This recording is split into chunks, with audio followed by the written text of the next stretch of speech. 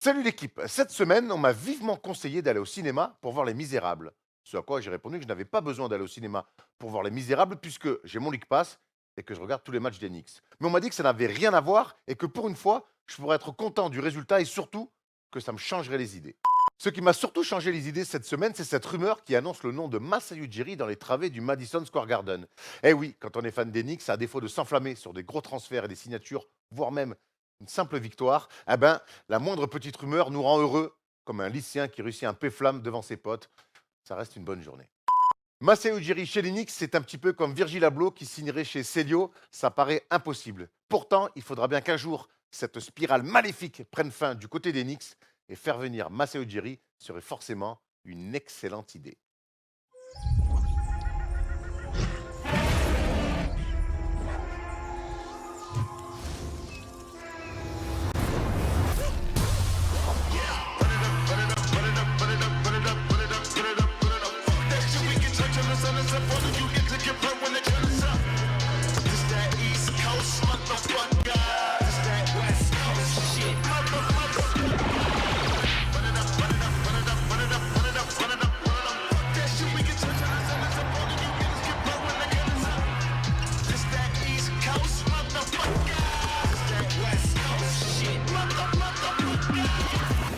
Trying to reach my peak. Yeah. Bring a diamond around me. It's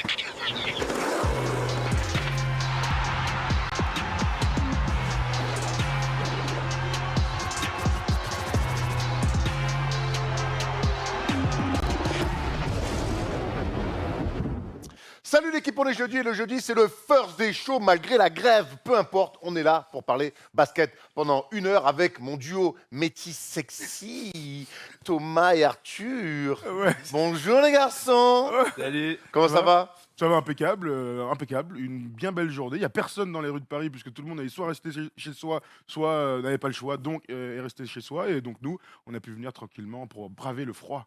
Arthur, pareil, pas de souci pour venir. 20 minutes, tranquille. Bravo. Ah ouais. Ben, on est là donc au programme cette semaine. Les news, on va parler des rookies du mois, on va parler des joueurs du mois, on va parler de la blessure. Alors ça, c'est pas du mois, mais c'est de ce début de saison. C'est Zion.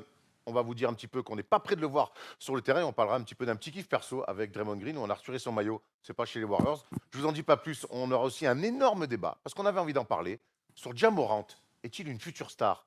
Non, oui, pas encore, à voir. Pourquoi pas? Mais que fait-il? Où va-t-il? Est-il certain de réussir? Voilà, on aura un débat autour de ça. Un focus sur les Pacers, une équipe dont on ne parle peu et mais qui mérite pourtant nos lumières. On ira surtout sur notre ami Michael Brogdon, qui réussit beaucoup de choses, et le quiz de Tom, où il faut que je gagne, parce que cette fois-ci, j'ai encore perdu. La dernière fois, Arthur, tu m'avais botté sur les facs. J'espère qu'il y aura des facs, donc restez bien avec nous encore J'espère. 1 heure bien dense pour parler de NBA. Avant de se lancer, on va vous dire que samedi soir, je serai, parce que Thomas, lui, n'est pas disponible, à la Hoops Factory pour animer une soirée Parion Sport, donc où il y aura un tournoi à 17 h de 3-3. Ensuite, il y aura le match à 20 h Tout à fait. entre les Pelicans Et les Mavs. et les Mavs, donc un match plutôt sympa à suivre. Et voilà, vous pourrez donc venir, c'est totalement gratuit, le tournoi 3-3 à partir de 17 h. Et puis ensuite, après le match, il y aura des quiz, il y aura des jeux, il y aura plein de paris et des lots à gagner avec Tout à Parion fait. Sport. Dont un maillot. Voilà, dont un maillot. Et puis surtout, on pourra parler de NBA pendant des heures. Tout à fait. Donc on vous invite à y aller. Oui, effectivement, je serai pas là. Je suis un peu déçu de pas être là. Pour s'inscrire, je crois qu'il reste quelques places pour le tournoi 3-3. Ça se passe dans la description. On a mis aussi un tweet. On les a mis aussi sur Facebook et sur Instagram pour pouvoir s'inscrire. Si vous avez deux potes et que vous avez envie de jouer au basket, commenté par Erwan si vous allez en finale, eh bien n'hésitez pas à foncer, chers amis. Et puis surtout, la mi-temps, je ferai un nouveau spectacle. Je me suis un petit peu lancé de ventriloque. Voilà, je me suis lancé avec mon ami Hervé. Weber. Voilà. Et puis je vous donne un petit aperçu. Eh, mais tu y arrives vraiment Non, mais bien. Hervé, tu arrêtes. Oh, une patte de merde, je te permets pas, Hervé. Voilà, si vous voilà. Donc ça se passe samedi à la House Factory. Voilà. Si vous voulez retrouver Hervé et moi, donc ça se passe samedi. Allez, casse-toi, Hervé. Allez, c'est bon. Tout de suite, on est parti pour les news. J'ai massacré Il a Hervé. démonté. Donc il n'y aura pas d'Hervé samedi. Hein. 4 seconds, down to 3. Hart steps back, fires, and it's the game. C'est une première dans l'histoire de la NBA, et Dieu sait que l'histoire est riche. Pour la première fois, 2 Européens ont été élus en même temps joueurs du mois. Donc à l'Est, c'est Yanis Antetokounmpo, MVP en titre, et à l'Ouest, ce n'est d'autre que Luka Doncic. C'est un petit clin d'œil de l'histoire, mais ça montre bien quand même que l'influence. Alors, c'est pas un débat, c'est juste une news, mais quand même, on avait envie de souligner que pour la première fois de l'histoire, eh ben, il n'y a pas d'Américains de joueurs américains qui sont élus MVP du mois. Oui, bah écoute, quand on voit de loin, c'est pas forcément une surprise, parce qu'ils ont fait des super stats, ils font un super début de saison, que ça soit collectivement ou individuellement.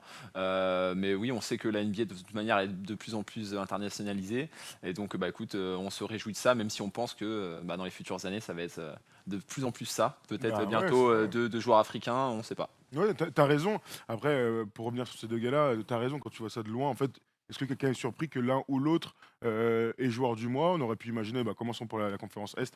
Giannis, il n'y a absolument rien à dire. Ils sont premiers ex aequo avec les Lakers de NBA avec un bilan de 19-3. Alors, au moment où il a été élu, c'était 18-3. Ils sont dominants avec les Bucks et il a cette aura de superstar. On rappelle que l'année dernière, c'était lui qui était capitaine au All-Star Game.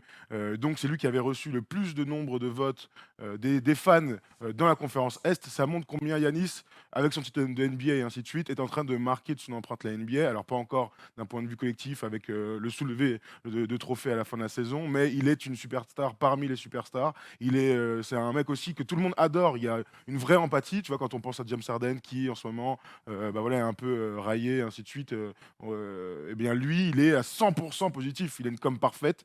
Et donc voilà, c'est tout à fait normal qu'il soit élu. Et puis quand tu vois, on a fait quoi la semaine dernière, on se posait la question de faire un truc sur les Bucks parce qu'ils sont très forts. Et moi je te disais, mais en fait, ça me surprend pas qu'ils soient si forts puisqu'ils ont un top 5 dans leur équipe, un top 5 joueurs à leur équipe. Et puis c'est surtout pas là qu'on les attend, les Bucks. C'est ça. Dimanche, ils jouent contre les Clippers. C'est au Tout à fait. ce match. Samedi soir, je Ouais, crois. samedi soir, en tout cas ce week-end, ils jouent les Clippers, comme ça on prend moins de risques. Et il se pourrait que lundi, on fasse une vidéo Tout à sur fait. sur les Bucks. On va enchaîner avec l'Ouest, avec Luka Doncic, Luka Doncic. qui lui aussi, forcément, on ne parle que de lui depuis le début de saison. Et puis surtout, le bilan à côté de ces stats monstrueuses, le bilan des Mavs est très très bon. Ils 15-6. sont largement dans les 8 à l'Ouest. Et on voit plus de 30 points, plus de 10 rebonds, Oh, le glouton. quasiment 9,5 passes. C'est des stats de MVP. D'ailleurs, j'ai vu dans quelques sites américains qui commençaient aussi à faire des top 5 sur les premiers MVP. Et évidemment, Luka Doncic est dans les clous. Ouais, bien sûr, on en parlait la semaine dernière. On avait des petites questions par rapport au bilan. Là, 14-6. 15-6 aujourd'hui. 15-6, quand tu as plus de 70% de victoire, que tu as des stats comme ça dans la conférence Ouest qui est vraiment très dense, c'est normal qu'il soit dans le top 5, même top 3, on peut le dire, Ouais. des candidats MVP. Ouais, Clairement. on l'a cité la semaine dernière, du coup, qu'on avait fait ça. Et moi, je disais, je le mettais un tout petit peu en dessous parce que son bilan n'était pas au niveau. Ardennes. C'était d'Ardennes. Et le deuxième, c'était qui? Peut-être Yanis ou LeBron. Je sais plus qui c'était d'ailleurs. J'ai oublié déjà. Mais là, aujourd'hui, effectivement, avec quelques victoires en plus, ils sont sur une série de 4 victoires consécutives. Il est extraordinaire. Enfin, je sais pas, on n'arrête pas de le dire, j'ai l'impression. Mais il est toujours surpris parce que là, il est monté très haut. Mais là, il continue à avoir cette régularité. Il n'a pas été très bon. C'était avant-hier soir ou hier soir. Il fait son plus petit total au point marqué. Mais il n'empêche, putain, attends, il est presque en triple-double à 30 points de moyenne. C'est le premier dans l'histoire. Enfin, c'est avec Westbrook, avec LeBron, je crois, et avec Oscar Robertson, c'est le seul à pouvoir faire ça sur une Pas série de LeBron. matchs. Je crois qu'il n'y a pas Pas LeBron. LeBron. Non. C'est qui le troisième alors? Non, Michael c'est Jordan. Michael Jordan. Michael Jordan. C'est Jordan, Rien que pardon. ça. Donc oui, il est incroyable. En début de saison, personne d'entre nous n'avait mis les Mavs dans les 8. Aujourd'hui, quand on Ah voit bon après un mois et demi dans les 8 en playoff, Ah, j'ai un doute. je Ah, crois t'as pas. peut-être raison, ouais. J'ai vu les Spurs, donc ouais. Voilà, aujourd'hui, Ouais, ouais. est-ce qu'on ne pas voir les Mavs en playoff en fin de saison après un mois et demi de compète finalement, est-ce que ça serait maintenant pas une surprise? Est-ce qu'ils ont Question rhétorique, visiblement. Ouais. Parce que Euh, tu es d'accord avec ça. Avec le début de saison, on a déjà fait quoi, un bon quart de la saison NBA. Ouais, 20 matchs. Là, s'ils vont pas en playoff, c'est un échec cuisant. On va pas se mentir. Ils sont très bien classés, ils déroulent, ils ont vraiment une base au niveau du collectif. Tout roule très bien. S'ils font pas les playoffs, là, très clairement, avec ce début de saison, je pense qu'on serait tous étonnés. On touche du bois pour pas de blessure. Mais je m'attends même à avoir à ce qu'ils aient une bonne place entre 5 et 6, 5, 6, 7 Pas max. loin d'avoir Mais l'avantage du terrain. pas loin d'avoir l'avantage du terrain. Je les vois pas au-delà. Je partage ton avis, peut-être pas sur l'avantage du terrain, mais en tout cas, ne pas voir les Mavs dans les 8 avec le début de saison de Doncic et des Mavs, je serais assez surpris aussi. On enchaîne forcément les joueurs du mois, mais forcément, il y a les rookies du mois aussi. À l'Est, c'est notre ami Kendrick Nunn. Eh oui. Donc, la surprise Kendrick Nunn, qui l'année dernière ne jouait pas à la fac, mais jouait en G-League du côté des Warriors. Et puis cette année, donc, le Heat a tenté le coup, notre ami, et puis ils ont eu du Nunn, puisque 15,7 points, 3,4 Elle est assists. passée à là, et celle-là, mais Junen. Elle est Mais catastrophique. parce on ne voit pas l'image quand tu le fais, sinon elle est très dur à comprendre. Ah, d'accord, parce que ils ont eu du Nunn. Voilà. D'accord. Mais bon, elle est nulle quand même. Hein. Oui. Donc, voilà, parlez-nous un petit peu de ce joueur. Vous m'avez dit en début d'émission qu'il vous faisait penser un petit peu à Dwayne Wade. Ouais, c'est peut-être le maillot, mais c'est surtout pour son style de jeu. Alors, non mais il est gaucher, donc évidemment ça fait une différence. Mais Kendrick c'est un espèce de combo. Alors il peut jouer meneur, il peut jouer deux, scoreur, trapu, costaud, C'est vrai qu'elle a Eric Bledsoe un peu. physique. Voilà, Dwayne Wade aussi un peu, hein. Mais moi vraiment, en fait Ouais. tout à l'heure, Arthur me dit, il me fait penser à un mec. Quand t'as dit Dwayne Wade, je te jure, j'avais le même mec en tête. Et c'est vrai, moi ce qui m'a surpris, donc il vient d'Illinois, il a fait 3 ans à la fac. L'année dernière, tu l'as dit, il était en G-League. Il a battu des records de passage pour un joueur non drafté en NBA. Donc sur les 5 premiers matchs, il n'y a jamais eu aucun joueur non drafté qui avait marqué autant. Donc il a fait parler de lui parce qu'au début, c'était le meilleur marqueur des rookies. Il était à plus de 20 points sur la première semaine. Et on a été tous, waouh! C'est qui cette petite bombe? Les fans qui suivent les Santa Cruz des Warriors, d'ailleurs, je crois qu'ils s'appellent comme ça aussi, eh bien disaient, mais nous, on le voit qu'il était très fort. Moi, ce qui m'étonne, c'est la confiance avec laquelle il joue en NBA. Tu vois, tu fais 3 ans à la fac, tu taffes directement, bah, tout le monde va dire ouais, bravo, mais t'es pas drafté, tu joues en G, tu déboules, t'es trop fort, t'es dans le 5 majeur d'une équipe qui gagne des matchs. Ouais, bah bravo, tu fais kiffer. Ah non, après je pense qu'il a développé cette confiance l'année dernière du côté de la G-League où il fait une grosse saison. Compliqué d'intégrer le roster des Warriors l'année dernière. Donc ouais, il a pu évoluer dans ce sens-là en G-League. Après, on voit que depuis le début de la saison, il est titulaire. Donc je pense que dès le training camp, voilà, imposé, ouais. il a dû s'imposer parce que tu peux pas mettre tout de suite titulaire dans une équipe qui a des ambitions comme le Heat. Un joueur comme ça qui est non drafté, il devait avoir des certitudes. Et je pense que dès le training camp, il devait être prêt. Et puis voilà, hein, il déroule depuis. Aucune surprise pour moi à l'Est. On sait que Miami avait peut-être des rumeurs de pourquoi pas essayer de récupérer un meneur un petit peu de haut standing. On pensait pourquoi pas monter un trade avec Kyle Lowry, il y a eu quelques rumeurs. Essayer de se mettre sur Chris Paul. Est-ce que un mec comme Kendrick Nunn qui sort un petit peu du bois comme ça peut changer un petit peu la manière de penser de la franchise du Heat? C'est pas le même poste déjà, c'est pas exactement le même poste. Ouais, mais t'as un mec sur un poste arrière qui te met des points, qui tient la baraque. Ouais, parce qu'il joue avec Taylor Hero, il joue avec Jimmy Butler, donc il joue meneur, tu vois. Donc, Meneur, ouais. c'est compliqué. Après, nous, on le voit pas au quotidien. On voit ses matchs, effectivement, il est fort et ainsi de suite. S'il joue, s'il y a du temps de jeu, c'est que ça doit être un gars raisonné. Donc, Et le bilan du Heat est très bon. Hein. tout à fait. Après, le truc, c'est que quand tu vas chercher un mec comme Kyle Lowry, par exemple, ou comme Chris Paul, ou je sais pas, Dennis Schroeder, je sais pas, des mecs qui me viennent à l'esprit, tu sais que ton équipe va progresser parce que tu as un gars hyper référencé, hyper fort. Lui, il a 24 ans. Donc c'est étonnant de le voir à ce niveau-là comme ça, mais il a jamais connu les playoffs. Enfin voilà, toute l'expérience qui entre en ligne de compte. Tu vois, si je te pose la question, si tu envoies, je sais pas, Kelly Olynyk, Dragic et Kendrick Nunn, par exemple, tu te sépares de ce gars-là pour Chris Paul ou Kyle Lowry, je suis persuadé que tu le ferais. Non, ça se tient. Tu vois, raisonnablement. Après, ça dépend de la vision que tu as à court, moyen, long terme. C'est toujours bien sûr, pareil. ouais. Après, je ne suis pas dans les petits papiers de Pat Riley, sinon je ne serais pas en train de présenter cette émission. Mais c'est vrai qu'il faut voir, est-ce qu'eux, ils veulent développer avec tous ces jeunes, parce qu'on pense aussi à Duncan Robinson. C'est quand même fou de s'appeler Duncan Robinson. Bon. Comme Bah, si un c'est mec une super s'appelait raquette. comme si un mec s'appelait Pippen Jordan. Pippen Jordan ou Jordan Pippen. Brian O'Neill. Bref.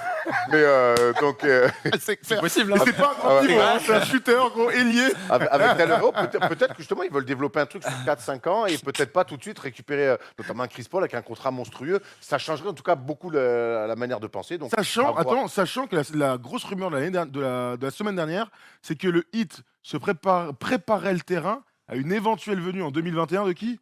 De Giannis Antetokounmpo. Donc c'est la grosse rumeur. Je crois qu'il y en a beaucoup qui sont en train de préparer. Bien le sûr, terrain. Ouais, mais pas mal. quand c'est Miami, ça a toujours du sens. Ils sont capables. Alors, on sait que Pat Riley, c'est attirer. Il me saoule, lui, je l'enlève.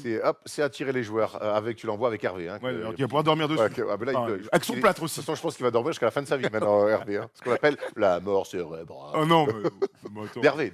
Ah oui, oui. À l'Ouest, c'était Ja Morant qui a été élu rookie de l'année. Sans surprise, on va pas faire trop long sur Ja Morant parce que On va même pas en parler. voilà, parce que c'est notre grand débat. Ja Morant est-il une future superstar? On va garder nos billes pour le débat. On enchaîne avec un petit kiff. Un petit kiff, c'est Draymond Green qui s'est fait retirer son maillot, pas par les Warriors parce qu'il est en plein milieu de carrière et que ça me paraîtra un peu tôt, même si je pense que c'est déjà acté pour lui, mais par sa fac, qui est Michigan State. Michigan State. Donc ça s'est passé cette semaine. Ils ont donc retiré son numéro 23. Qui est pas bon actuellement. Ouais, qui est pas très bon actuellement. Il est resté 4 ans lui à la fac. Il a fait un cursus complet. Il a fait 1 ou 2 Final Four, il me semble, avec Michigan State. Et surtout, ben, c'est son coach Tom Izzo qui est considéré vraiment comme son mentor. Et que souvent sur les finales, on voyait Tom Izzo venir au bord du terrain, assister au match et lui parler après les matchs. Voilà, Draymond Green, c'est une vraie figure de la fac de Michigan State, Arthur. Bah oui, hein, moi je suis pas mal la NCA et bah déjà de la génération actuelle, c'est assez rare de voir des joueurs qui font un cursus complet.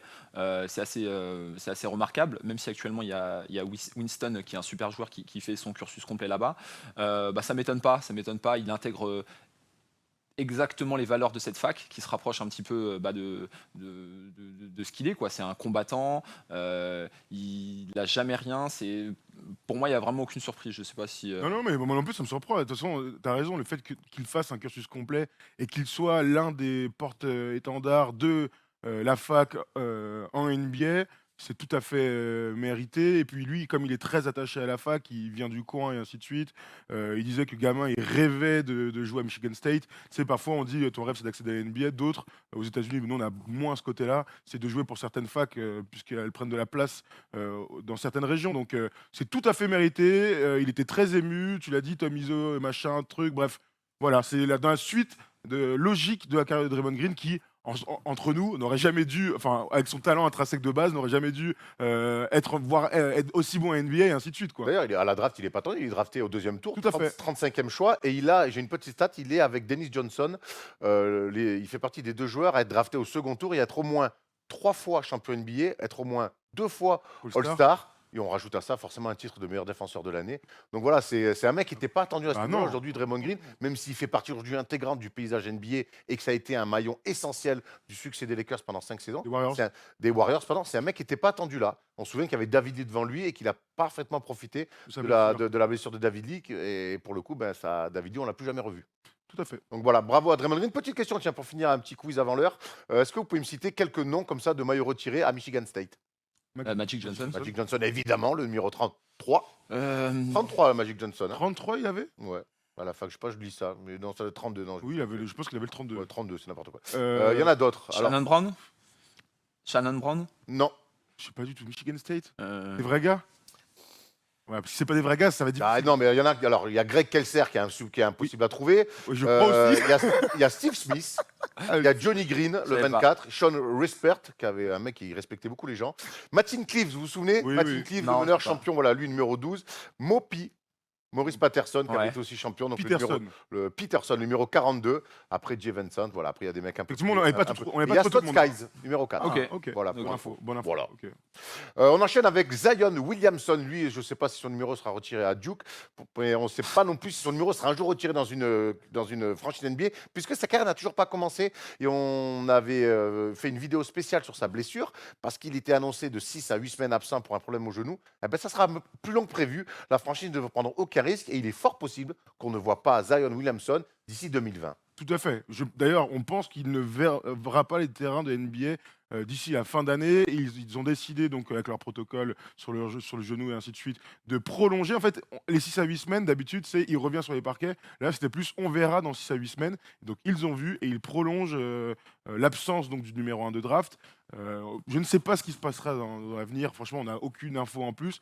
Mais en fait, moi, je suis juste frustré de ne pas pouvoir voir ce gars-là qui a été merveilleux, fantastique pendant la pré-saison. C'était que la pré-saison, mais on voyait déjà les qualités qu'il était capable d'avoir en NBA. Et donc voilà, c'est frustrant à la fois pour les Pelicans, parce que je suis sûr qu'ils avaient des objectifs plutôt élevés en début de saison. Et sans lui, forcément, l'équipe est beaucoup moins forte. Ouais, non, surtout que c'est une équipe qui joue plutôt bien. Bah oui. Mais ce qui nous avait laissé entrevoir entre la Summer League de ces années à la fac, bien sûr, et la pré-saison, c'était incroyable. Je sais Ce pas Marig, elle était très Son match de Summer League. Oui, ouais. son Ouais, match de il avait fait Summer un League, match. où il avait mis quand même des gros dunks et tout. Ouais. Ouais, on est frustré. Hein. On voyait les stats qu'il faisait en pré-saison. À chaque fois, il mettait 28 points à 12 sur 14 au tir. C'est Des clair. pourcentages incroyables. Et puis en plus, une équipe qui est jeune, qu'on a envie de voir jouer. Je pense qu'il s'intégrerait parfaitement au collectif. Donc c'est assez frustrant. Et puis, écoute, on verra, on va voir ce que ça va donner. Mais il ne faut pas prendre de risques. Vous avez employé le mot frustrant plusieurs fois. Est-ce qu'on peut rajouter le mot inquiétude? Bah oui. Quand un joueur est blessé, on est inquiet. Alors, on lui souhaite en fait de faire comme Joel Embiid. Rate 2 saisons et devient. Ouais, mais saison je blanche pense- aussi, oui, rookie. complètement. Mais après, lui, il s'était fait les croisés. Ouais, lui, ouais, Tu vois, il s'était fait les croisés. Bon, Ouais. ça arrive, il revient et tout. Blake Griffin, Joel Embiid, il a eu mal partout pendant 2 ans. Et finalement, il est devenu un monstre.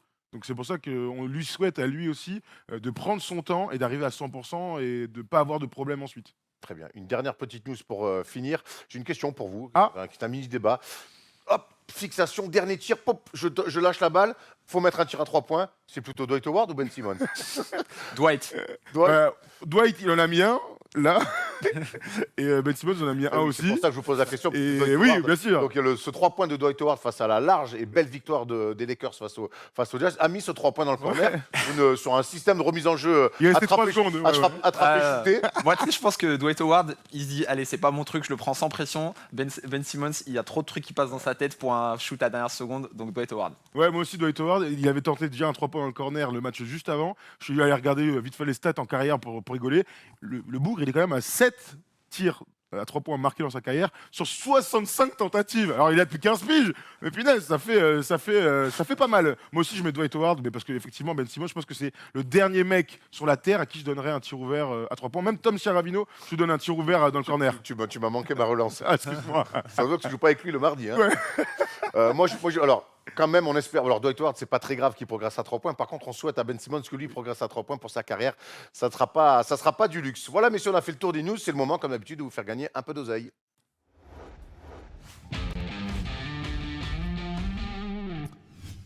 Allez, comme chaque semaine, il y aura les paris de Thomas, il y aura mes propres paris, et puis il y aura la cote boostée. Mais avant, on va vous donner les gagnants de la question hier soir sur Twitter. Tout à fait, puisque tous les mercredis, eh bien, on met une petite question sur Twitter, Instagram, sur Facebook, puisque vous pouvez gagner des petits lots. Et aujourd'hui, on vous donne dans l'émission le nom des 2 gagnants. La question était quel joueur va réaliser le plus de passes décisives dans la nuit de NBA? Eh bien, c'est LeBron James avec 12. Bravo LeBron dans une belle victoire face au Jazz. Je rappelle que LeBron James, c'est meilleur passeur de NBA. Tout à fait, Erwan, tout à fait. Et la cote à LeBron a plus de 10 passes, elle passe pratiquement à chaque fois.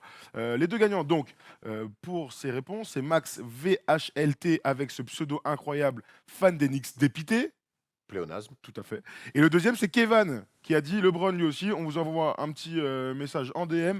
Vous pourrez ensuite récupérer vos dus auprès de Paris Sport. Vous n'avez pas gagné sur ce tirage au sort, séchez vos larmes, on va essayer de se rattraper en vous en gagner du pognon avec, pourquoi pas, les paris de Thomas. Oui, tout à fait. Alors voici mon pari safe avec 2 petits paris. Regarde-moi ça, Arthur. D'abord, je vais sur l'affiche entre les Raptors et les Rockets. Ça se passe au Canada. Et je parie que dans ce match, les Rockets ne vont pas marquer plus de 116,5 points, donc 117 points, hein, tout simplement. C'est la meilleure équipe, la meilleure attaque de NBA. Ils marquent 120 points en moyenne. Mais rappelez-vous que les Raptors sont une défense formidable et qu'ils avaient mis Joel Embiid sous l'entonnoir avec 0 points. Mon deuxième pari, c'est Denver qui se déplace à New York pour affronter les Knicks. Eh bien, je pense que Denver va gagner d'au moins 4 points. A priori, c'est facile. Oui. La cote finale, c'est de 25. Pas mal. Plutôt safe. Ouais, Plutôt safe. Mais la première, ça te parle un peu? Ouais, 116 ouais, c'est possible. Après, back-to-back Denver, mais ça passe. Bon, Ça passe. franchement, Moi, si les Knicks prennent ce match, je comprends plus rien. Hein. Moi j'aime bien ton histoire de Toronto Rockets puisqu'ils ont du matos, enfin déjà ils sont à domicile, on sait que c'est à Houston. Tout à fait. Non, c'est C'est à au Toronto. Canada. Oui. Donc on sait que Toronto défend plutôt est très fort, ils sont invaincus il me semble à domicile sur cette Ouais, saison. ouais, invaincu. Ouais, ils sont invaincus à domicile cette saison et puis ils ont du matos, envoyé Van Vliet, Norman Powell, ils vont envoyer des mecs, Anunoby, voilà, ils vont aller un petit peu doubler aussi sur notre ami, donc c'est plutôt bien senti. Ok. Mais c'est un peu trop, ça manque un peu de passion tout ça. Oui, bah, en même temps, Si vous voulez prendre vraiment des risques dans la vie, suivez-moi, comme toutes mes ex qui sont partis vite. Moi, je vais voir donc pour une cote totale finale de 6,06, je vois Philadelphie s'imposer face aux Wizards avec 8 points ou plus. Bon là, pour le coup, il n'y a pas grand-chose. Ensuite, je vois une victoire de Toronto. Parce que c'est une équipe très solide à domicile, invaincue, on l'a dit, cette saison à domicile, leur parquet 1,75. Et puis dans le match entre les New Orleans et les Suns, je vois une victoire des Pelicans. C'est un match qu'on pourra suivre sur le League Pass notamment, il me semble. Ou c'est pas le match de dimanche, je dis n'importe quoi. après sur le League Pass, Voilà. oui, forcément, il y a tous les matchs. Et surtout Denver est à 7 défaites sur les 9 derniers matchs. Phoenix est à 7 défaites sur les 9 derniers matchs. Ça va pas spécialement très fort pour les Suns après un bon départ. Donc je vais profiter de cette mauvaise passe des Suns pour mettre les Pelicans gagnantes et faire une cote totale de 6,06. Donc bien. tu mets 10 balles, tu prends 60 balles pour des paris qui sont fous, mais pas tant que ça au final. Non, c'est la cote qui est belle. De toute Voilà, c'est les cotes qui sont belles. Tout à fait. Et on finit sur la cote boostée. Vous connaissez un bon scoreur à Washington? Bradley Beal. A priori, oui. Donc, la cote boostée, c'est donc Bradley Beal, meilleur marqueur du match face à Philadelphie. Elle passe de 1,60 à 2, cette petite cote. Franchement, ça se tente, vu que l'autre, il est à 35 points de moyenne ces derniers matchs. Donc, On rappelle que sur les codes boostés, on peut miser 20 € maximum. Hein. tout à fait. Et on vous conseille de parier entre 10 et 20 euros. N'allez pas lâcher des PEL complètement fous, les mecs. Hein. Ah non, c'est certainement pas. Certainement pas. Voilà. Allez, bonne chance à vous et nous, on passe au grand débat. Dennis Rodman, if you forget all about the hair and all the tattoos, watching play basketball, he can do. On a beaucoup parlé de Luka Doncic depuis le début de la saison, mais il y a un autre petit jeune, meneur de jeu, dans un autre style, qui nous régale.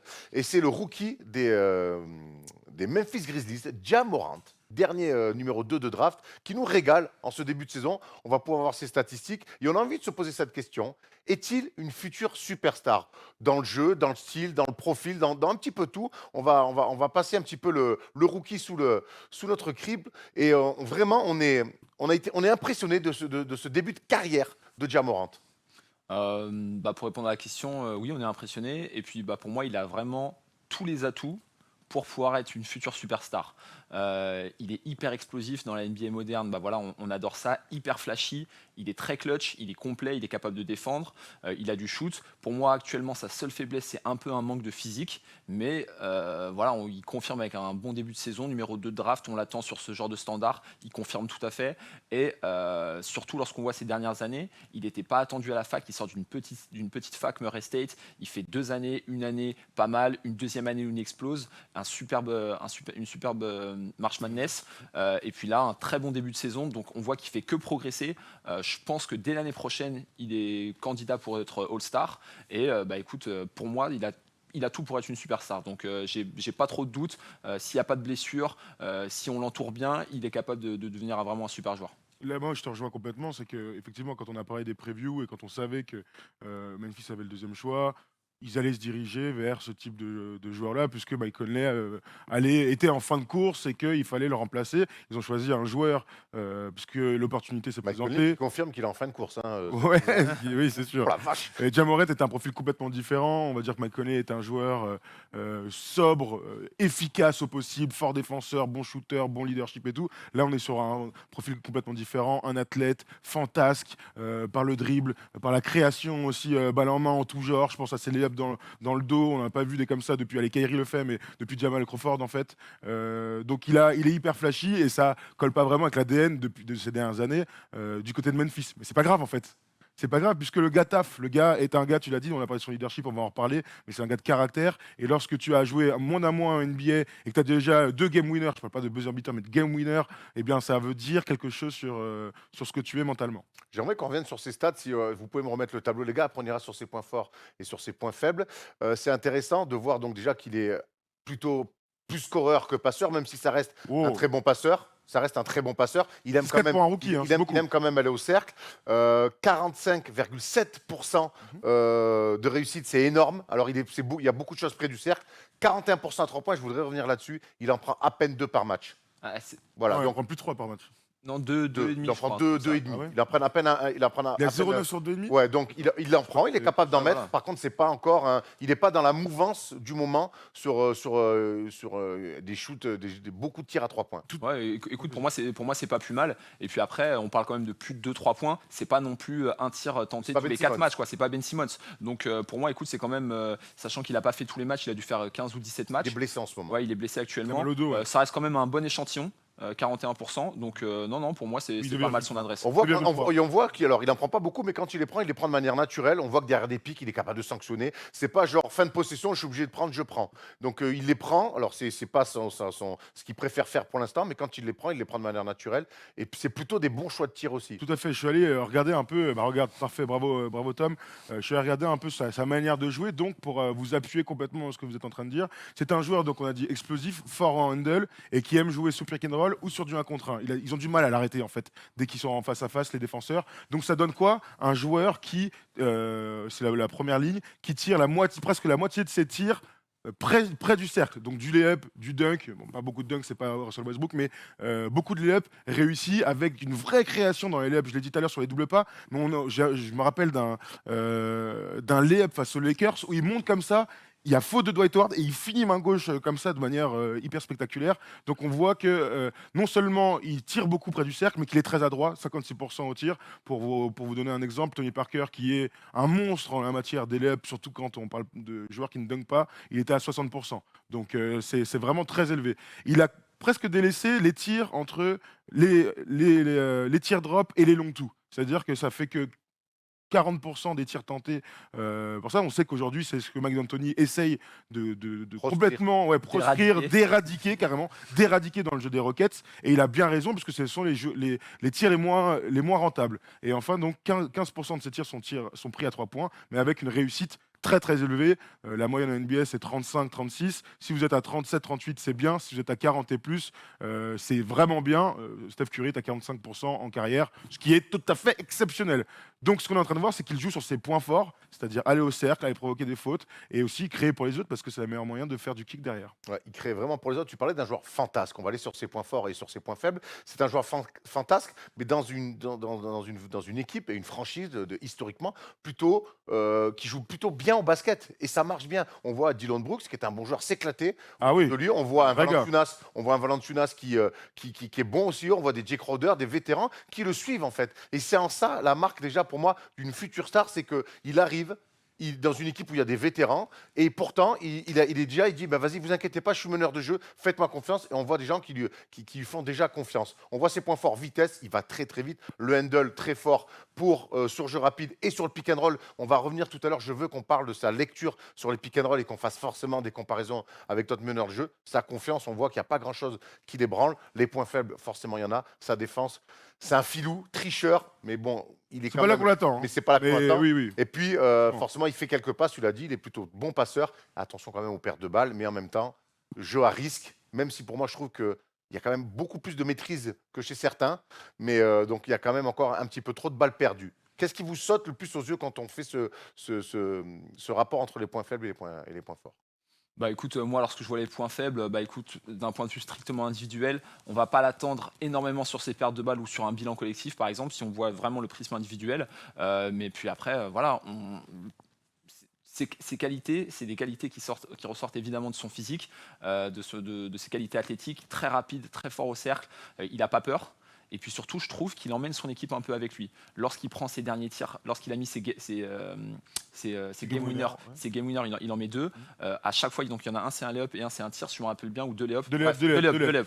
deux lay-up. À chaque fois, on voit qu'il y a toute l'équipe, tout le banc qui est déjà levé, qui est prêt à célébrer avec lui. Et pour moi, c'est quand même des signes qui montrent que il y a l'équipe qui est avec lui, que il a la confiance de tous ses coéquipiers. Et pour moi, pour moi, le futur est brillant pour lui. Hein, je continue dans ton sens vis-à-vis de la confiance. On aurait pu mettre aussi caractère, on a hésité. Ouais. On voulait pas mettre leadership, parce que leadership, c'est quelque chose du niveau d'après. Alors, il a clairement du leadership, mais voilà, là aujourd'hui, Doncic, il a un leadership incroyable, LeBron est un leadership incroyable, enfin bref, ce type de choses-là. Mais confiance, c'est parce que quand il joue, il est facile, il performe, c'est important, parce qu'on en a vu des mecs faciles, boum boum, et t'es à 39% au tir. Mec, c'est cata. Là, on parle de 45% au tir, il est sûr de ses forces, il est adroit, il a du toucher, et ainsi de suite. Et c'est vrai que ça se retranscrit directement dans ses statistiques. Là, on fait une petite comparaison avec les autres rookies, où effectivement, il n'y a pas Zion. C'est important de le dire. Donc, aujourd'hui, c'est le rookie de l'année, on pourrait le dire comme ça jusque-là. Il est premier marqueur, premier passeur,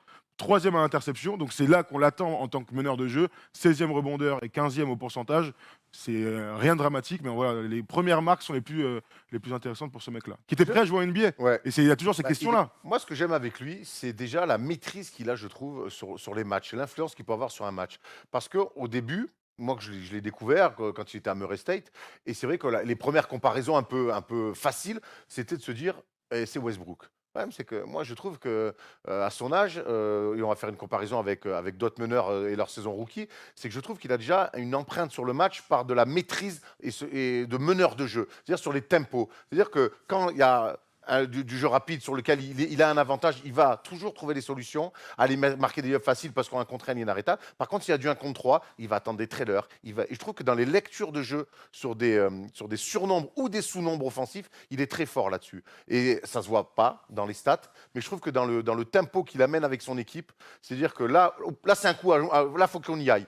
On est en surnombre, on va le jouer. Hop, pendant sous-nombre, on va attendre, et derrière, on va poser des systèmes. Et c'est en ça que moi, j'ai trouvé déjà pour son âge qu'il avait une maîtrise et une empreinte sur le jeu qui me font dire que t'as compris comment bien jouer au basket. Le truc, c'est que quand il sort de la fac, on voit un joueur qui est capable de marquer, faire des passes, prendre des rebonds, on se souvient du triple-double. Mais la question qu'on se pose, c'est est-ce que quand il va arriver en NBA, il sera vraiment meneur de jeu, c'est-à-dire, on sait qu'il est capable de faire des passes flashy, des trucs machin, mais d'être meneur de jeu, c'est ce que tu dis, c'est parfois prendre la balle, c'est driver ses gars, marquer au bon moment, parce qu'un meneur de jeu, tu sais, quand on se dit meneur de jeu passeur et je sais pas quoi, un meneur de jeu, c'est aussi par moment prendre la balle, jouer pour soi, mettre 2 paniers de suite pour relancer son équipe ou pour mettre le dagger, comme on dit. Et c'est vrai qu'on est plutôt impressionné par sa manière de jouer en tant que meneur de jeu et pas combo. Il aurait pu aussi aller carrément vers le côté combo. Mais quand tu fais 6,4 passes décisives et que t'es rookie, c'est de très bonnes stats pour ce joueur-là. Après, effectivement, il est bien entouré. C'est une équipe qui se connaît. Il y a beaucoup de jeunes, ainsi de suite. Mais voilà, les joueurs les plus forts étaient là l'année dernière. Ils sont bien coachés, ainsi de suite. Donc, c'est plus facile aussi. Tu vois, s'il était au Knicks, j'imagine que ce serait plus difficile de mettre en place ce type de choses, quoi. Faut un meneur de jeu. Arthur, j'aimerais qu'on revienne sur ces lectures de pick and roll. Aujourd'hui, on sait que le pick and roll est surutilisé en NBA c'est important d'avoir un bon joueur de pick and roll là-dessus. Il a une palette sur les lectures pick and roll, que ce soit pour finir, lui, pour shooter à 3 points, même si on l'a dit, c'est pas sa spécialité, mais quand il le fait, c'est à 41%, pour aller trouver le roll, pour aller trouver le pop, pour aller trouver des mecs dans le corner à l'opposé. Et là-dessus, il est très, très, très fort et en avance, par exemple, sur d'autres mecs dont on a vu la comparaison tout à l'heure. Ouais, Au même âge. effectivement, le truc, c'est qu'en fait, il est tellement rapide que si la défense change, il va passer l'intérieur tout de suite avec de la vitesse.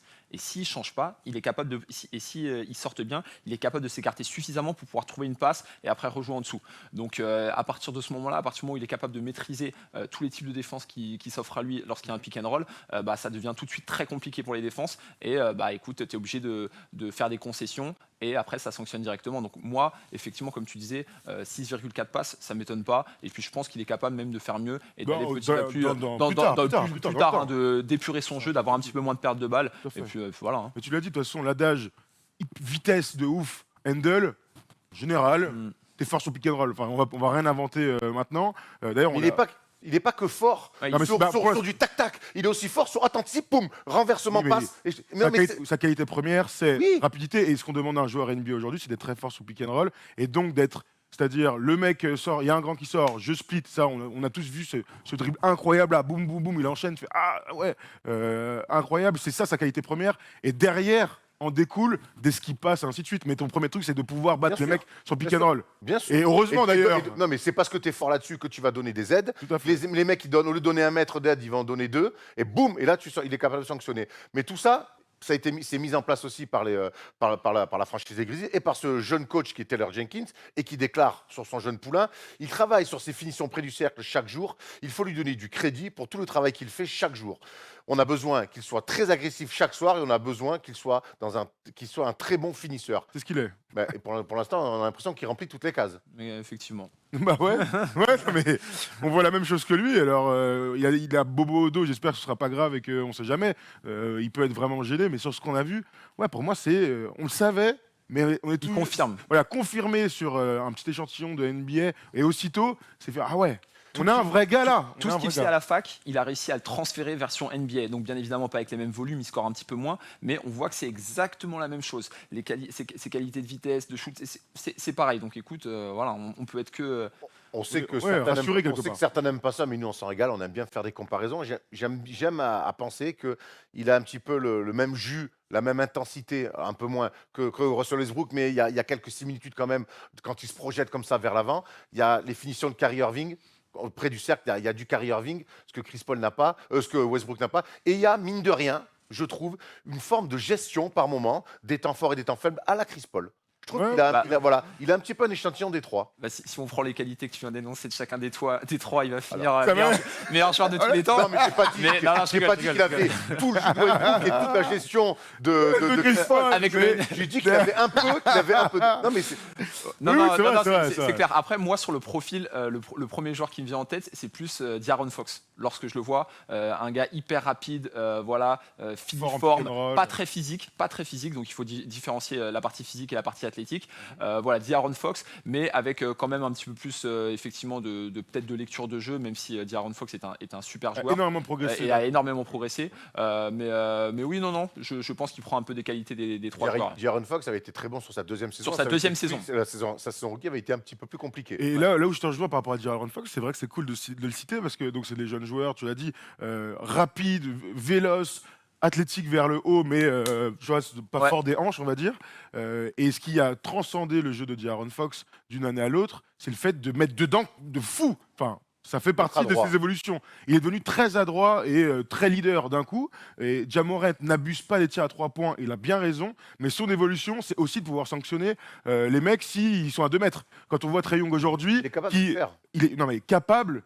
Moi pour moi c'est toujours pareil. Hein. Capable c'est pas un point fort. Non, mais c'est un début. Non mais bien sûr tout à fait. Mais je parle dans son évolution. Il va progresser. Son tir est un peu bas. Il tire un peu comme ça. Mais quand je vois ce que fait Trae Young sur du pick and roll où c'est un masterclass tous les soirs et que tu es obligé d'aller défendre sur lui à 11 mètres, eh bien Ja Morant, même si c'est pas exactement le même joueur, il doit aussi s'inspirer de ça pour être fiable dans ces situations-là. Pourtant, Ja Morant, au moment de la draft, souvenez-vous, il a tout le profil du bust. du Ouais. bust. C'est-à-dire qu'il arrive d'une petite fac, il a l'air un peu foufou.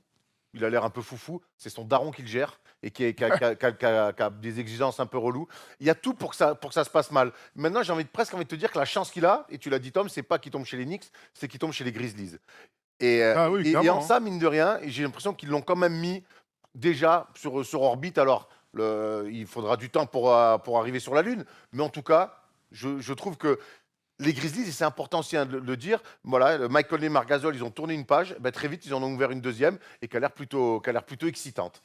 On voit ce que James Harden a dit, donc ils ont défendu l'un sur l'autre. C'est un monstre, il a l'agressivité d'un jeune, et dans cette ligue, certains ont tendance à être nerveux, stressés. Lui, il n'a pas tout ça en tout cas, juste agressif en mode attaque. Eh ben voilà, c'est une belle. Bah, C'est un bel hommage, c'est la confiance. Les mecs ont Dégage confiance ça, en lui, dégage quoi. ça des mecs. Ouais, franchement, il est bluffant. Il est bluffant. Alors franchement, si ça fait un mois, ça se trouve qu'il va faire une Johnny Flynn. Dans 2 ans, il sera en Australie. On sait jamais. Non, c'est jamais. On ne sait jamais. On s'est jamais dit dans une émission, tiens, on va faire un débat de Johnny Flynn. hein. Non, on n'existait pas encore à l'époque. On n'existait pas. Mais un mec qui a 15-16 points par match, on sait jamais. Tu vois, les mecs peuvent disparaître, mais c'est vrai que lui, il a absolument tout ce qu'il faut pour s'imposer dans cette NBA actuelle. Et là où je te rejoins, c'est que parmi son évolution, c'est aussi se renforcer. Pas devenir une brute épaisse, c'est pas du tout ça. Tony Parker fait une très grande carrière en étant filiforme et en jouant sur la vitesse, mais il n'empêche que si tu dois progresser en défense, comme Steph Curry l'a fait par exemple, eh bien c'est s'étoffer un peu du haut du corps, un peu des jambes et d'être plus solide au sol. C'est important. Parce que d'être virevoltant comme ça, là, au bout d'un moment, quand tu arrives en playoff et que tu te fais, vas-y, c'est ça. le gars, on va le poster, c'est chaud. C'est chaud, donc bon voilà, c'est une évolution physique, mais bon, j'ai peu de crainte sur ce type de choses.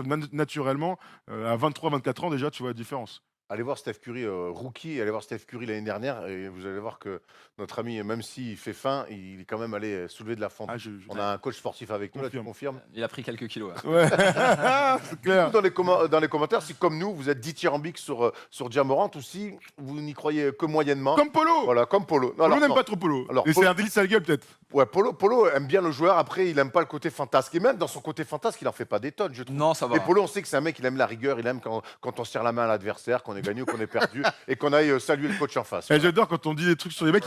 Ah voilà. Je veux dire, c'est horrible de pas avoir de droit de réponse, tu sais. On sait que ça le rend fou. Ouais. Il va nous faire la gueule au repas, mais c'est pas grave. C'est comme ça qu'on l'aime, notre Polo. On a fait le tour sur Ja Morant, et en tout cas, on va le suivre. Pour l'instant, il est blessé. On imagine qu'il reviendra assez rapidement. C'est pas grand-chose. Hein, c'est juste Ah oui, il faut les un finir problème là-dessus. de dos. Et puis voilà, on va finir un petit peu sur le style. On n'est pas Bah. dans claquettes chaussettes, mais presque. Tout à fait, parce que c'est vrai qu'il est athlète Nike, hein, comme vous pouvez voir, mais tu sais, les stars, le flow et ainsi de suite font partie du truc.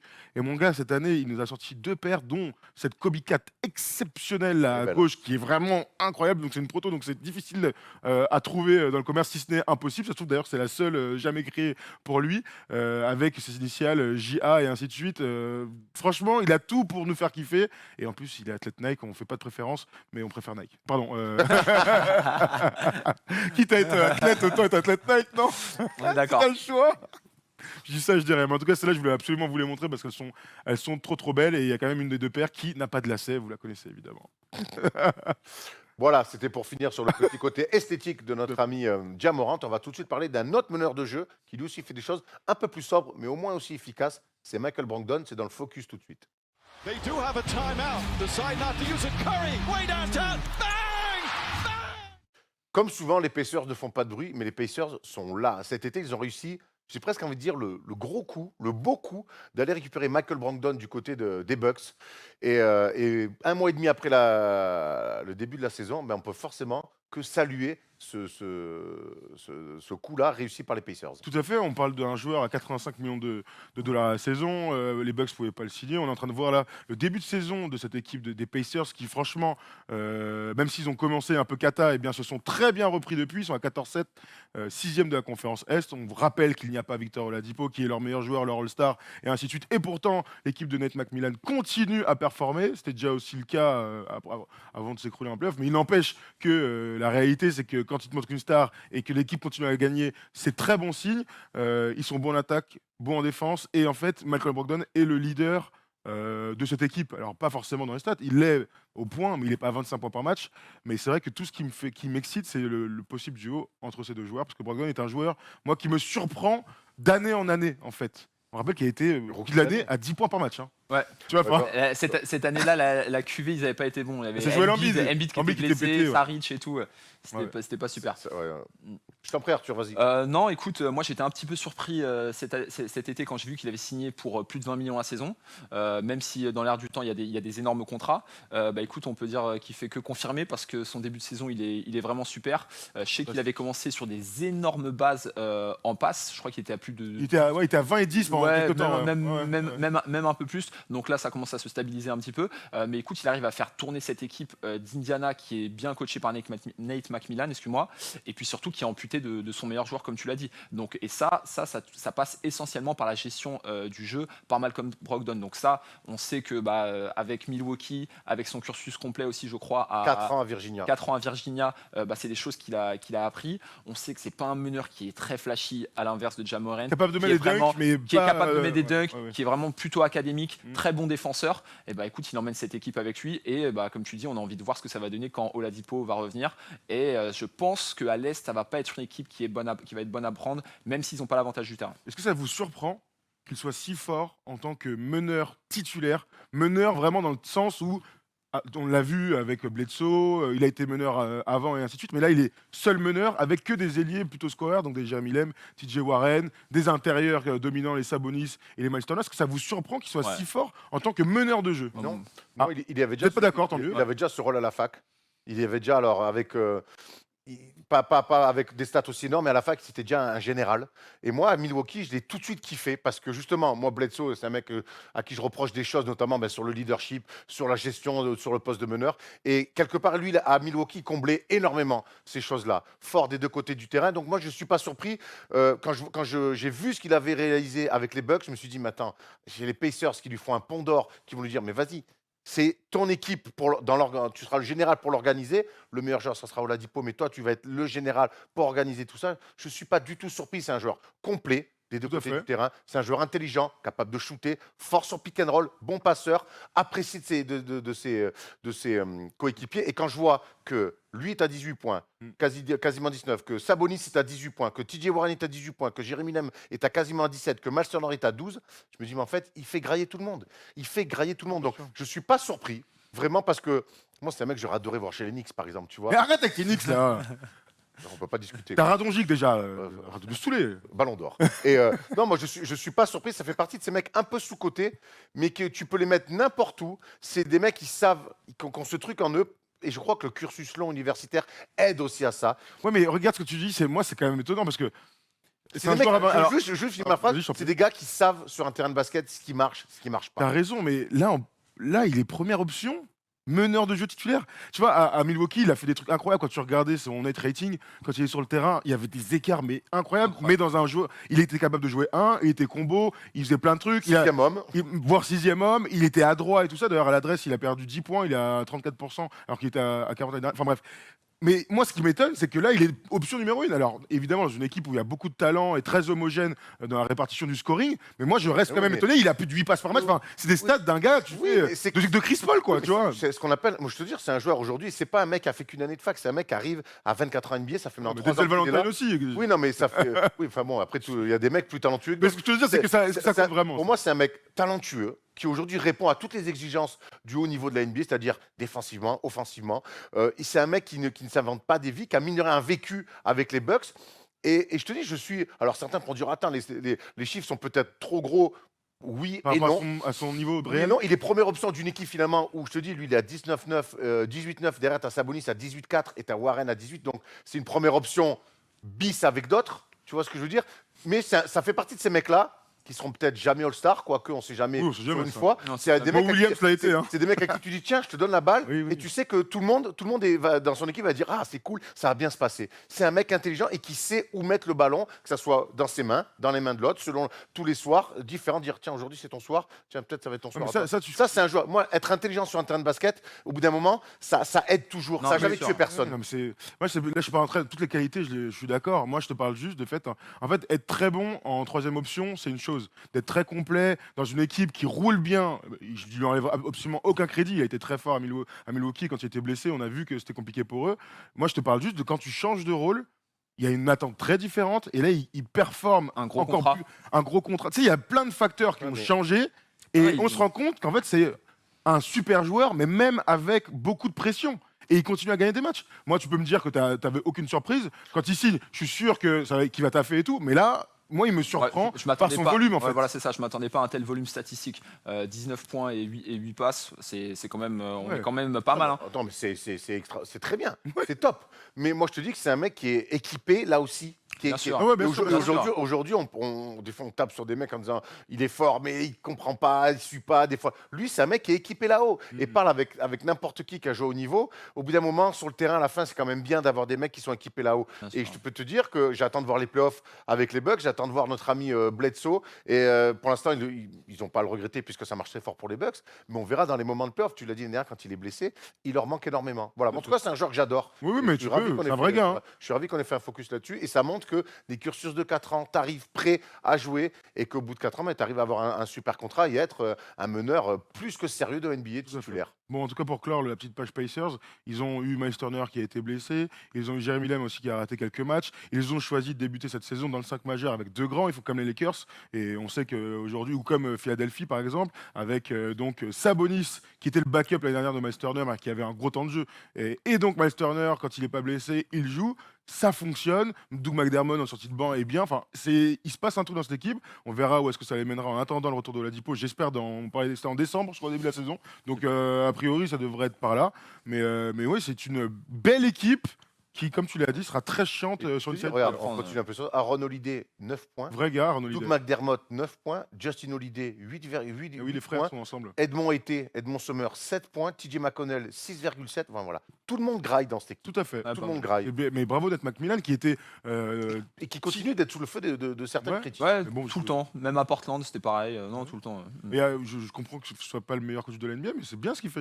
Enfin, Bah, au bout d'un moment, peut-être, je sais pas. Dites-nous dans les commentaires ce on, que on vous donne, vous en pensez. on vous donne David Fisdale si vous voulez. Hein, vous allez voir. Vous allez J'étais voir. content quand il est arrivé à Arrête, Erwan. C'est vrai que j'étais content, mais Ah bon, Ça n'a pas duré longtemps. comme des vrais bons journalistes, on aime bien retourner nos vestes. Merde, quoi. Enfin, Bienvenue sinon, en à quoi France. sinon, à quoi ça sert de faire des émissions si on peut pas retourner nos vestes?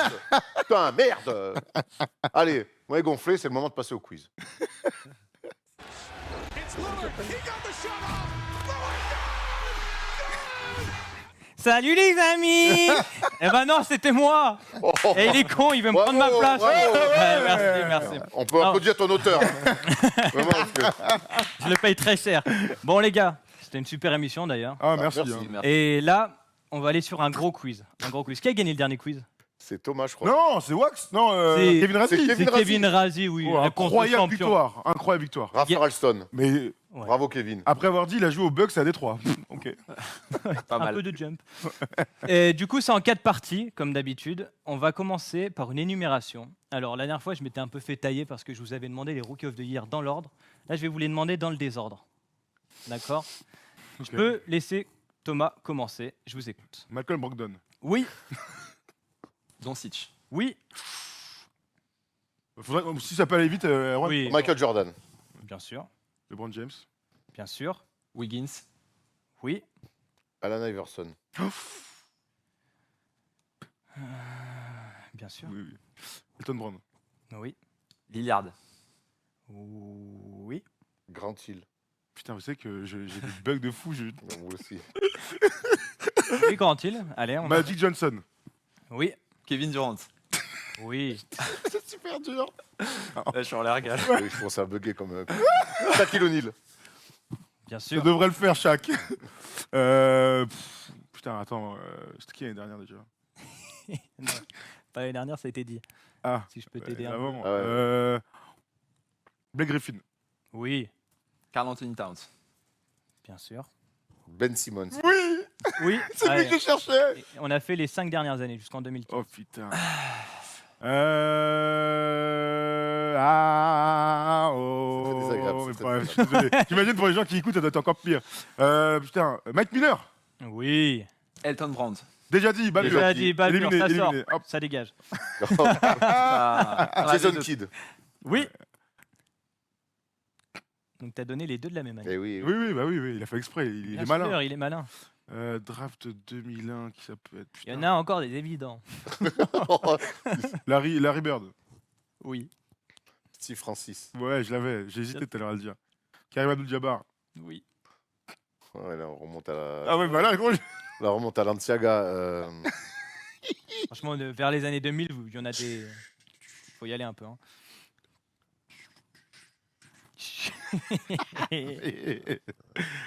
Bon, Erwan, compte à rebours là-haut. Attends. Ouais, Erwan. Allez, Là, c'est long, hein. 5 secondes. Will Chamberlain. Oh, ça existait à l'époque? Ça a débuté en 1953 et il Ouais. l'a eu en 60. Ouais, ben voilà. Rick Barry. Oui, On est là-dessus. Bah, Vraiment. Rick On est- Barry en 66. On est petit comme ça. J'ai envie de tester Bob Pettit. Bob Pettit, Bob Pettit, Bob Pettit. Bob Pettit, bien sûr, en 55. Elgin Baylor. Plus de 27 points par match. Oui. Bah oui, vas-y, Erwan, dans les cordes. Allez, ah ouais. Le répondant. Ouais. Oscar Robertson. Bien sûr. Saison incroyable, Ça, je me plus suis 30 niqué. points. Ah ouais, 30 points. Ouais, ouais. Ah ouais, bravo. Wesson Seld, la famille. Ouais. Sloan said.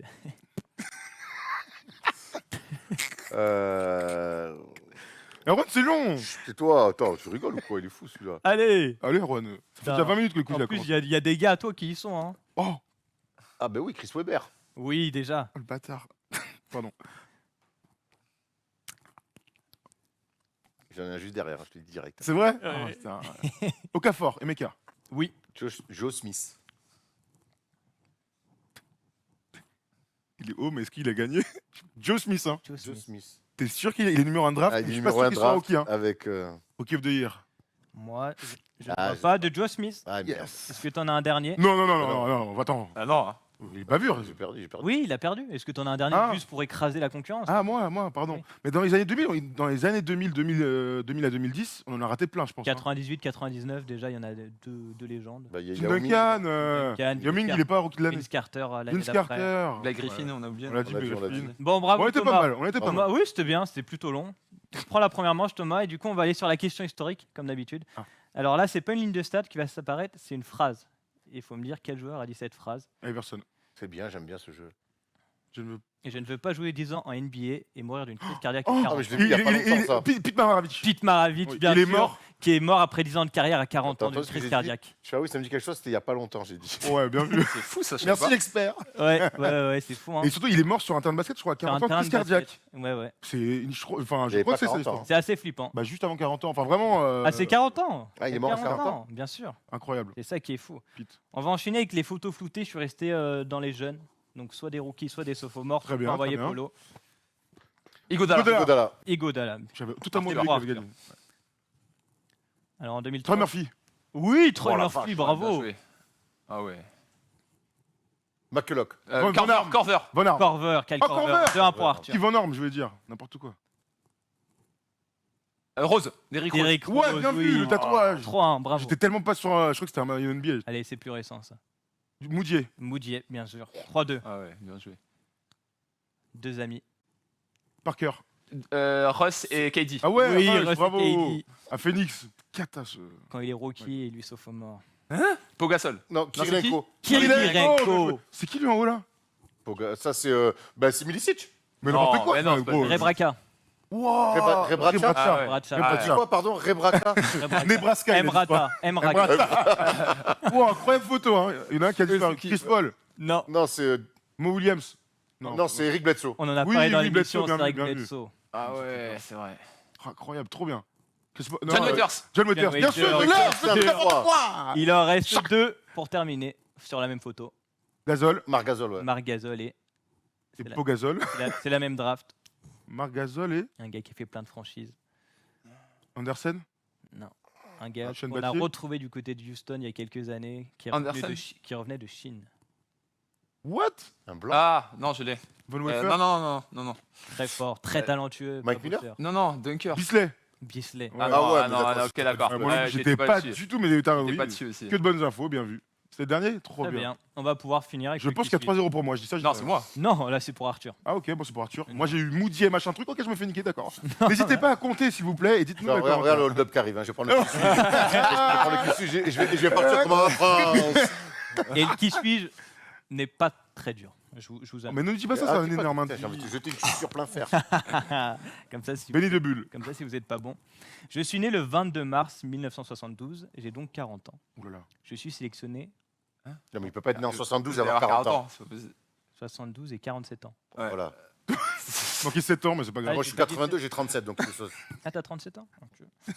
Je suis sélectionné, écoutez bien, en deuxième position de la draft 93 par les Sixers. Si je me débrouille plutôt bien en défense, je suis pour ma première saison un attaquant moyen. 10 points de moyenne en 28, Alonso, non. en 28 minutes de jeu. Je suis gêné par mon manque de dureté dans la ligue. Mon gros défaut, c'est de prendre des fautes très rapidement. Raph la fraise. Lettner. Ah bah non, Malgré c'est pas- tout, 93. je remplis ma ligne de stats, surtout une en particulier, que je ne vous dis pas tout de suite. Tyron Hill. À la fin de ma Qu'est-ce que saison c'est, rookie, qui est ternie par une blessure au genou, je suis tout de même élu dans la All NBA second tour. Non, 93. All NBA rookie. Sean Bradley. Sean Bradley, bravo. T'as vu le compte, bravo. Ah oui, ah oui. Ah, les Bradley. Qui était un énorme contreur. Oh là, oh là. Oh la chute et tout cata. Il est quand même à plus de 2 contres en. Bah oui, en même temps il faisait 2,26 donc ça aide hein. Putain, 93, deuxième, Sean Bradley, Ouais, évidemment. bien Ah, sûr, ça bien avait sûr. pas Vous du avez tout. sa fac. Hein Sa fac. Vous Oh, l'avez. la fac de Sean Bradley. Il n'était pas Utah Non, Trop facile. Non. Non, je sais pas. Je sais pas, aucune idée. pas. C'est Brigham Young University. Ah ouais. BYU. BYU. Ouais, Yeah. c'est la Ah, fac c'est de- là où c'est dans c'est- l'Utah. Bah, c'est pas loin, Dans hein, le voilà. Utah. McDermott. Ma- Dans le Non, tas. non, Non, de shooter fou là. Fredette. Fredette. Bravo Polo, tu Fredette. l'avais aussi. Voilà, Bravo. bien joué. Donc la victoire revient logiquement à Erwan. Léger chum, hein, quand Oh, même. Léger chum. On est venu, on a joué derrière, on a laissé venir, on est monté en contre. On est joué les gars. Laisse le jeu C'était- On a faire. été bon dans les rucks. J'ai un peu mal au pion. Merci mon tuteur. Merci à vous. Bon, ben, on va aller, chacun va rentrer chez soi parce que On c'est se la retrouve grève. samedi, hein, On se Ronan. retrouve samedi à Loops Factory pour ceux qui veulent venir parler NBA avec moi. Il y aura un tournoi 3-3 à 17h. Si vous êtes en finale, il y a moins que je commente le match. Et puis après, on pourra regarder un match NBA à Loops Factory. Chance. Tranquille en buvant des canettes et en discutant NBA. Et Tout à il y aura quelques quiz en plus. J'espère que notre ami Chervino sera avec moi, mais je crois qu'il a d'autres choses de prévues. On se retrouve samedi, dimanche aussi pour le prono. Sundays. Pour, le- Po, po, po, po. voilà, pour les pronos du dimanche. Et puis lundi pour une nouvelle vidéo. 2 nouvelles vidéos, je crois qu'il y aura une vidéo. Alors on est en train de voir pour faire une vidéo justement sur le début de la saison NCAA, donc le basket universitaire. Et la deuxième vidéo, c'est quoi du coup? Eh ben, C'est c'est LD. peut-être les Bucks. En fonction du Ouais, résultat. et ainsi de S'ils nous font un gros coup ce week-end, il y a moins qu'on se demande si les Bucks ne seraient pas tout simplement la meilleure équipe de la ligue en ce moment. Moi, je vois une équipe en jaune qui vient de faire un back-to-back à Denver Ah et à bah, Salt Lake City. ah bah. Ils ont démonté les mecs. Très bien. Eh ben, on se pose la question là. Mais c'est quand tu poses une question, tu peux répondre par la Ne regardez négative. pas la vidéo du coup, puisque ça est non. Allez. On se retrouve en tout cas sur les réseaux de partout. Il y a la mission radio de Nico Batum aussi qui était mardi. Voilà. Il y a tout ce que vous voulez sur la chaîne First Team. Ciao l'équipe. Ciao.